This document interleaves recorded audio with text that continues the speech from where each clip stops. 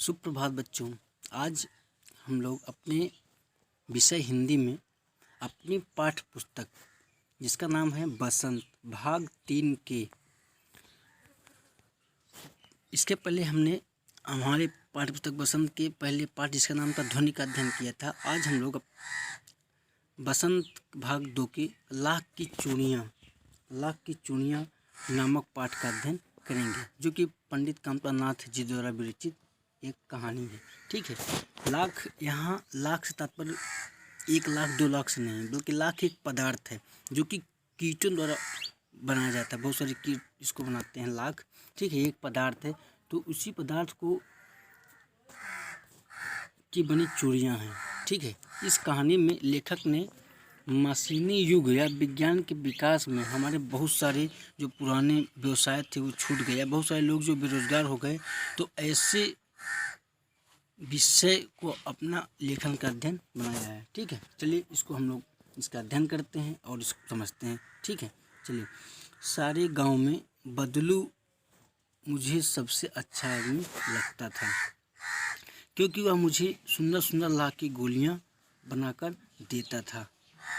मुझे अपने मामा के गांव जाने का सबसे बड़ा चाव इच्छा यही था कि जब मैं वहां से लौटता था तो मेरे पास ढेर सारी गोलियां होती, रंग बिरंगी गोलियां, जो किसी भी बच्चे का मन मोह ले। मतलब कि मुझे वो बदलू जो नाम का जो मनिहार था, ठीक है, तो मुझे गोलियां ला के देता था। जैसे ये आप लोग चित्र देख रहे हैं, तो ये चित्र में ये एक मनिहार है, इनका नाम क्या है? बदलू है। इनका नाम बदलू है।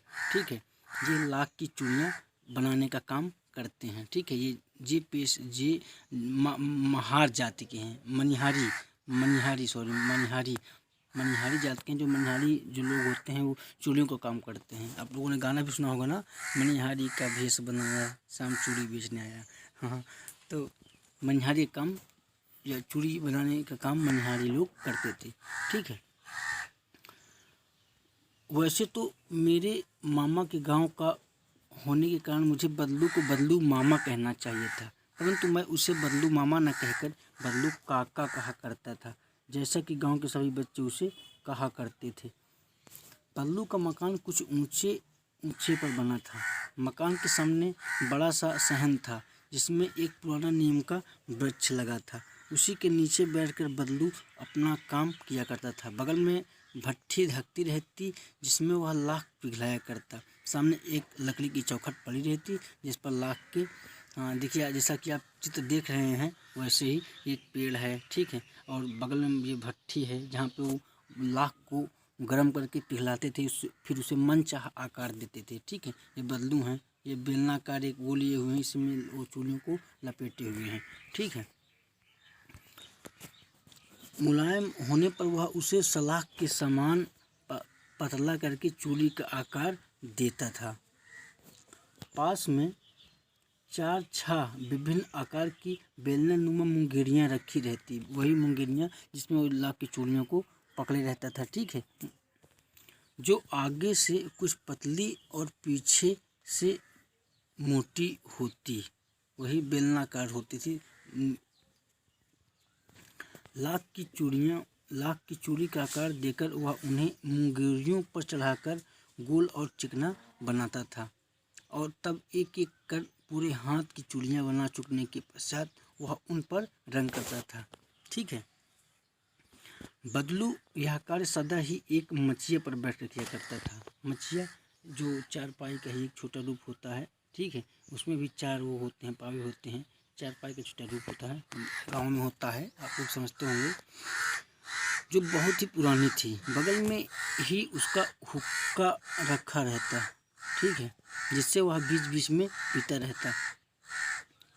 गांव में मेरा दोपहर का समय अधिकतर बदलू के पास बीतता। वह मुझे लला कहा करता था। लला मतलब कि लला। ठीक है। ये लला आज आगरा के क्षेत्र में आज भी किसी भी बच्चे को लल्ला ही कहते हैं। ठीक है। तो यहाँ गाँव में मेरे दोपहर का समय अधिकतर बदलू के पास बीतता। वह मुझे लला कहा करता था। मेरे पहुंचते ही मेरे लिए तुरंत एक मछिया मंगा देता। मैं घंटों बैठे बैठे उससे इस प्रकार चूड़ियाँ बनाते देखता रहता। लगभग रोज ही वह 4-6 जोड़े चूड़ियाँ बनाता। कौन? बदलू। और पूरा जोड़ा बना लेने पर वह उसे बेलन पर चढ़ाकर कुछ क्षण चुपचाप देखता रहता, मानो वह बेलन न होकर किसी नववधू की कलाई हो। यहाँ लेखक का कहने का तात्पर्य है नववधू, आप लोग जानते हैं जिसका नया विवाह हुआ हो, ठीक है, नई कोई लड़की हो, ठीक है, तो वो उस प्रकार अपनी उसको देखता था, उसको मंचा बनाने के बाद उसको देखता था कि जैसे कोई कलाई हो, ठीक है। बल्लू मनिहार था। मनिहार वही चूड़ी बनाने वाले एक जाति होती है। चूड़ियाँ बनाना उसका पैतृक पेशा था। पैतृक जो पुराने समय से चली आ रही है, जो उनके पिताजी भी वही काम करते थे, फिर वो भी वही कार्य करते हैं, ठीक है, उसे पैतृक कहा गया, पैतृक पेशा था। और वास्तव में वह बहुत ही सुंदर चूड़ियाँ बनाता था। उसकी बनाई हुई चूड़ियों की खपत भी बहुत थी। उस गांव में तो सभी स्त्रियाँ उसकी बनाई हुई चूड़ियाँ पहनती ही थी। आसपास के गांवों के लोग भी उससे चूड़ियाँ ले जाते थे, परंतु वह कभी भी चूड़ियों को पैसे से बेचता न था। उसका अभी तक वस्तु विनिमय का तरीका था। वस्तु विनिमय का मतलब होता है वस्तुओं का लेन देन, ठीक है। जैसे हमने किसी को एक वस्तु दिया, बदले में हमने उससे दूसरी वस्तु प्राप्त कर लिया, तो उसे कहेंगे वस्तु विनिमय, वस्तु का लेन देन, ना कि वस्तु को बदले पैसे देना, ठीक है। वस्तु विनिमय का तरीका था और लोग अनाज के बदले उससे चूड़ियाँ ले जाते थे। बल्लू स्वभाव से बहुत सीधा था। मैंने कभी भी उसे किसी से झगड़ते नहीं देखा। हाँ, शादी विवाह के अवसरों पर वह अवश्य जिद पकड़ जाता था। जीवन भर चाहे कोई उससे मुफ्त चूड़ियाँ ले जाए, परंतु विवाह के अवसर पर वह सारी कसर निकाल लेता था। आखिर सुहाग के जोड़े का महत्व ही और होता है। मुझे याद है मेरे मामा के यहाँ किसी लड़की के विवाह पर जरा सी किसी बात पर बिगड़ गया था और फिर उसको मनाने में लोहे लग गए थे। विवाह में इसी जोड़े का मूल्य इतना बढ़ जाता था कि उसके लिए उसकी घरवाली को सारे वस्त्र मिलते, ढेरों अनाज मिलता, उसको अपने लिए पगड़ी मिलती और रुपए जो मिलते सो अलग, ठीक है। तो मतलब कोई विशेष कार्यक्रम होता, शादी या विवाह, तभी उसको प्राप्त होता था, अन्यथा वो पैसे नहीं लेता था। यदि संसार में बल्लू को किसी बात से चिढ़ थी तो वह थी कांच की चूड़ियों से, ठीक है। यदि किसी भी स्त्री के हाथों में उसे कांच की चूड़ियाँ दिख जाती तो वह अंदर ही अंदर कुढ़ उठता और कभी कभी तो 2-4 बातें भी सुना देता था। क्यों? क्योंकि उसे ये पसंद नहीं था कि जो कांच की चूड़ियाँ हैं, ये बहुत सारे लोगों को क्या करती थी, ये मशीनी युग के कारण ये कांच की चूड़ियाँ जो हैं लाख की चूड़ियों का स्थान लेती जा रही थी, इसलिए वो उसे बल्लू को अच्छा नहीं लग रहा था, ठीक है। तो वह अंदर ही अंदर कूदता, तो कभी कभी तो 2-4 बातें भी सुना देता। मुझसे वह घंटों बातें किया करता, कभी मेरी पढ़ाई के बारे में पूछता, कभी मेरे घर के बारे में और कभी यूँ ही शहर के जीवन के बारे में। मैं उससे कहता कि शहर में सब कांच की चूड़ियाँ पहनते हैं, तो वह उत्तर देता, शहर की बात और है लाला, वहाँ तो सभी कुछ होता है। वहाँ तो औरतें अपने मर्द का हाथ पकड़कर सड़कों पर घूमती भी हैं और फिर उनकी कलाइयाँ नाजुक होती हैं ना। लाख की चूड़ियाँ पहनने तो मूछना आ जाए। लाख जो कि थोड़ा सा क्या होती है, कठोर होती है, ठीक है। तो एक व्यंग है बल्लू का, एक व्यंग जी देखिए चित्र में जैसे आप लोग देख रहे हैं, एक तरफ ये छोटा लड़का बैठा है, ठीक है, जो बातचीत, जो कहानी के माध्यम से बातचीत कर रहा है, और ये बल्लू मनिहार है, ठीक है। दोनों में आपस में बातचीत हो रही है। ये मछिए पे बैठे हैं और ये चारपाई पे बैठे हुए हैं, ठीक है। कभी कभी बल्लू मेरी अच्छी खासी खातिर भी करता। जिन दिनों उसकी गाय के दूध होता वह सदा मेरे लिए मलाई बचा कर रखता, और आम की फसल में तो मैं रोज ही उसके यहाँ से 2-4 आम खा आता। परंतु इन सब बातों के अतिरिक्त जिस कारण वह मुझे अच्छा लगता वह यह था कि लगभग रोज ही वह मेरे लिए 1-2 गोलियाँ बना देता था, ठीक है। लाख की बनी हुई गोलियाँ बना देता था मेरे लिए। मैं बहुधा हर गर्मी की छुट्टी में अपने मामा के यहाँ चला जाता और एक आध महीने वहाँ रहकर स्कूल खुलने के समय तक वापस आ जाता, परंतु 2-3 बार ही मैं अपने मामा के यहाँ गया होऊंगा। तभी मेरे पिताजी की एक दूर के शहर में बदली हो गई, मतलब कि मेरे पिताजी नौकरी करते थे तो उनका कहीं ट्रांसफ़र हो गया और एक लंबी अवधि तक मैं अपने मामा के गांव ना जा सका। तब लगभग 8-10 वर्षों के बाद जब मैं वहाँ गया तो इतना बड़ा हो चुका था कि लाख की गोलियाँ मेरी रुचि नहीं रह गई। अतः गांव में होते हुए भी कई दिनों तक मुझे बदलू का ध्यान ना आया।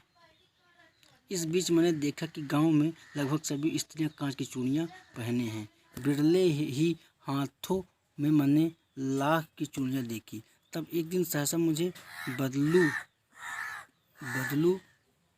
का ध्यान हो आया। बात यह हुई कि बरसात में मेरे मामा की छोटी लड़की आंगन में फिसलकर गिर पड़ी और उसके हाथ की कांच की चूड़ी टूटकर उसकी कलाई में घुस गई, उससे खून बहने लगा। मेरे मामा उस समय घर पर न थे, मुझे ही उसकी मरहम पट्टी करनी पड़ी। तभी सहसा मुझे बदलू का ध्यान हो आया और मैंने सोचा कि उससे मिल आऊं। अतः शाम को मैं घूमते घूमते उसके घर चला गया। बदलू वही चबूतरे पर नीम के नीचे एक खाट पर लेटा था। नमस्ते बल्लू काका, मैंने कहा। ठीक है, नमस्ते भैया। उसने मेरी नमस्ते का उत्तर दिया और उठकर खाट पर बैठ गया, परंतु उसने मुझे पहचाना नहीं और देर तक मेरी और निहारता रहा। क्यों? क्योंकि मैं लगभग 8 से 10 वर्षों बाद आया था, तो अब मैं थोड़ा बड़ा भी हो गया था। ठीक है, तो इसलिए वो थोड़ा मुझे पहचान नहीं सके। मैं हूँ जनार्दन। अब देखिए यहाँ पे उस लड़के ने अपना नाम बताया, क्या था उसका नाम? जनार्दन। मैं हूँ जनार्दन काका, आपके पास से गोलियां बनवा कर ले जाता था। मैंने अपना परिचय दिया। बल्लू फिर भी चुप रहा, मानो वह अपने स्मृति पटल पर अतीत के चित्र उतार रहा हो। अतीत मतलब प्राचीन समय की। तब वह एकदम बोल पड़ा, आओ लला बैठो, बहुत दिन बाद गांव आए? हाँ, इधर आना नहीं हो सका काका, मैंने चारपाई पर बैठते हुए उत्तर दिया। कुछ देर फिर शांति रही। मैंने इधर उधर दृष्टि दौड़ाई, ना तो मुझे उसकी मछिया ही नजर आई, ना ही भट्ठी। आजकल काम नहीं करते काका, मैंने पूछा। नहीं लला, काम तो कई साल से बंद है। मेरी बनाई हुई चूड़ियाँ कोई पूछे तब तो। गांव में कांच का प्रचार हो गया है। वह कुछ देर चुप रहा, फिर बोला, मशीन युग है ना यह लला। आजकल सब काम मशीन से होता है। खेत भी मशीन से जोते जाते हैं और फिर जो सुंदरता कांच की चूड़ियों में होती है वह लाख में कहाँ संभव है। लेकिन कांच बड़ा खतरनाक होता है, जल्दी टूट जाता है। मैंने कहा, नाजुक तो फिर होता ही है लला। कहते कहते उसे खांसी आ गई और वह देर तक खांसता रहा, क्योंकि वृद्ध भी हो चुका था अब। ठीक है, मुझे लगा उसे दमा है। दमा जो सांस की एक बीमारी है। अवस्था के साथ साथ उसका शरीर ढल चुका था। उसके हाथों पर और आरे माथे पर नसें उभर आई थी। जाने कैसे उसने मेरी शंका भांप ली और बोला, दमा नहीं है, मुझे खांसी है। यही महीने 2 महीने से आ रही है, 10-15 दिन में ठीक हो जाएगी। मैं चुप रहा। मुझे लगा उसके अंदर कोई बहुत बड़ी व्यथा छिपी है। मैं देर तक सोचता रहा कि इस मशीन युग में कितने हाथ काट दिए हैं। मशीन युग में कितने हाथ काट दिए। हाथ काटने से मतलब यहाँ तात्पर्य है कि बेरोजगार हो जाना। कितने लोगों का इस मशीन युग ने रोजगार छीन लिया है। कुछ देर फिर शांति रही, जो मुझे अच्छी नहीं लगी। आम की फसल अब कैसी है काका, मैंने पूछा। जनार्दन, मेरा नाम जनार्दन, लड़के का नाम जनार्दन है। उसने पूछा कि आम की खेती कैसी है। कुछ देर पश्चात मैंने बात के विषय बदलते हुए पूछा। अच्छी है लला, बहुत अच्छी है, उसने लहक कर उत्तर दिया और अंदर अपनी बेटी को आवाज़ दी। अजी रज्जो, उनकी एक बेटी थी, उसका नाम क्या था? रज्जो। लला के लिए आम तो ले आओ। फिर मेरी ओर मुखातिब होकर बोला, माफ़ करना लला, तुम्हें आम खिलाना भूल गया था। नहीं नहीं काका, आम तो इस साल बहुत खाए हैं। वाह वाह, बिना आम खिलाए कैसे जाने दूंगा तुमको। मैं चुप हो गया। मुझे वे दिन याद हो आए जब वह मेरे लिए मलाई बचाकर रखता था। गाय तो अच्छी है ना काका, मैंने पूछा। अब लेखक ने उसके गाय के विषय में भी पूछा।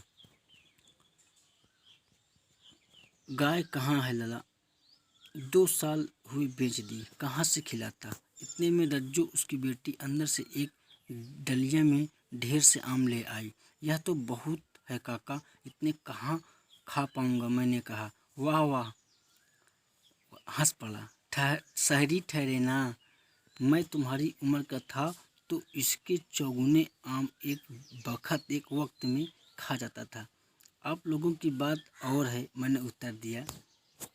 अच्छा बेटी, लाला को 4-5 आम छांट कर दो, सिंदूरी वाले देना। सिंदूरी जो ऊपर लाल होते हैं नीचे हरे होते हैं, ठीक है। देखो लाला कैसे हैं, इसी साल यह पेड़ तैयार हुआ है। रज्जो ने 4-5 आम अंजलि में लेकर मेरी ओर बढ़ा दिए। आम लेने के लिए मैंने हाथ बढ़ाया तो मेरी निगाह एक क्षण के लिए उसके हाथों पर ठिठक गई। गोरी गोरी कलाइयों पर लाख की चूड़ियाँ बहुत ही फब रही थी। मतलब कि लेखक कह रहे हैं कि लाख बहुत ही अच्छी लगती हैं, लाख की चूड़ियाँ। भले ही उसका प्रचलन अब कम हो गया है, तो वही लेखक का तात्पर्य है। बल्लू ने मेरी दृष्टि देख ली और बोल पड़ा, यही आखिरी जोड़ा बनाया था जमींदार साहब की बेटी के विवाह पर। 10 आने पैसे मुझको दे रहे थे, मैंने जोड़ा नहीं दिया, कहा शहर से ले आओ। मैंने आम ले लिए और खाकर थोड़ी देर पश्चात चला आया। मुझे प्रसन्नता हुई कि बल्लू ने हार कर भी हार नहीं मानी। उसका व्यक्तित्व तो कांच की चूड़ियों जैसा न था कि आसानी से टूट जाए। तो यह कामटा नाथ जी द्वारा रचित एक मार्मिक कहानी थी। आप लोगों ने इसे समझा कि कैसे हमारे समाज में, हमारे भारतीय समाज में जो प्राचीन काल के जो पेशे थे उनका कैसा लोपन होता जा रहा है। तो उसी का एक दृष्टांत यहाँ पे भी देखा गया हम लोगों के द्वारा, ठीक है। तो अब इस पाठ से संबंधित जो प्रश्नाभ्यास हैं वो आप लोगों को गृह कार्य हैं, आप लोगों को उसे करना है। देखिए ये एक यहाँ दिया हुआ है पहला, ठीक है, प्रश्नाभ्यास, और उसके बाद फिर ये प्रश्नाभ्यास हैं। तो इन सभी के आंसर आपको देने हैं, ठीक है बच्चों। बहुत बहुत